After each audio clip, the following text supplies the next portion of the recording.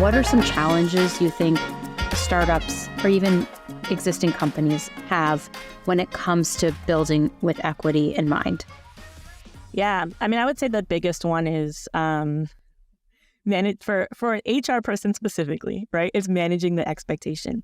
What do you mean? What do you mean? Tell me more. So for some reason, as I said at the beginning, startup founders who are not, have never been in an operations role or never been, doing kind of internal people work. We just think, I'll say we as a founder, we think that you should just be able to plug and play. Aren't there handbooks online? And aren't there, isn't there just a thing that you could just pull together and do this and then just move on, right? That's kind of I think a really large piece of what an ops person in a startup would deal with, because they're trying to move quickly. They're trying to keep pace with this startup in terms of hiring or scaling. They're probably being, really reactive to folks who are coming in and needing different things that they haven't built yet. And so that's the biggest, I would say that's the biggest challenge, right? Is managing that expectation and saying, hey, this is an iterative process. If we're putting a Band-Aid on it today, or we're, doing this one thing for this one person who, has asked us about this leave policy, or has asked about, this process that we don't have fully fleshed out yet, that does not mean that we are done with it, right? We have to come back and revisit it intentionally. And I think there's a lot of kind of muscle building that needs to be happening from the operations leader in terms of getting that muscle built for expectation from other executive leaders, that they understand oh, okay, that was a Band-Aid, or we will revisit this. This is an iterative process. Our employees are also customers or consumers of our product and our culture as well. So we have to take good care of them. Yeah. I love that. The one thing I think about, because I've now worked at 4 startups, there is something seriously wrong with me sometimes. I'm addicted to the chaos and the madness, and I just love it and I thrive in it, and it's not for everybody. So if you're listening to this and you're I would never, totally understand.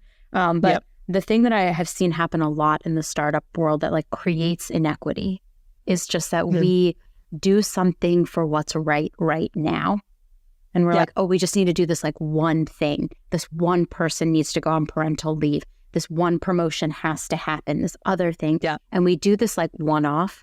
And what kills me every time is when I go back and I rethink about the one-off, I'm that one-off, I just inadvertently created inequity into our system and into our process because I did something as a one-off. And so I think if you are in an early stage startup, or even one that's rapidly growing, honestly, I think anywhere sub 500, you probably don't have set policies on everything. I think rethink your exceptions, because your exceptions oftentimes create inequity. That's beautiful. Oh, thank you. Should I get it on a t-shirt? Yeah. Exceptions create inequity. Honestly, should I be writing this down? Hold on, I'm going to write this one down. Everybody. T-shirts for the haters. T-shirts for the haters. FYI, we made a joke earlier. I hate it. People who are fans of I Hate It here are called haters, not to be associated with other haters in the world. These are positive haters who are trying to fix work for everybody. These are positive haters, yes. Do you know how many people will write in and tell me the I Hate It here name is so off-putting, it's so negative? And I'm if you knew anything about me and what this is about, it's that I don't want people to hate work, but oftentimes they do. So all I'm trying to do is make it better. Yes. But yes. I get very passionate about it. Sorry. It's okay. I love that idea of getting rid of exceptions or these one-offs and being more intentional about them in the first place. And I also recognize that sometimes, this person is in their 3rd trimester and needs their parental leave information today. Please give them the parental leave. Yes, please do. And so I think, I think kind of that combination, right, of trying to avoid these one-offs, being really intentional with designing and proactive initially, when that one-off request comes in. And then if you do get the one-off request and you cannot avoid kind of making it, do not forget to revisit it. Do not forget. Make the exception, but say, here's what we're doing moving forward. Yes. It's a yes, but. Yes, but is one of my favorite phrases. It's yes, I'll do this, But moving forward, we're actually going to build a whole process so that we never have to make this exception again, that we have it set and fair. Because while the exception may help an employee, if you're not willing to give that to every single employee, you are creating inequity. Yes. And if you're doing the exception for your, exec or C-suite or shiny new hire that came from a huge company that you are rivaling or whatever, and you are not willing to do that same exception for your frontline employee who, has been with the company for years and, talks to your customers every day, then that's a good test that you are not thinking equitably about said exception. Definitely not. Have you ever seen that movie, He's Just Not That Into You?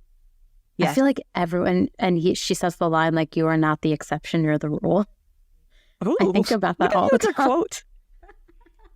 I have a lot of pop culture knowledge in my head. If anyone wants to listen to another podcast by me, it would just be about pop culture.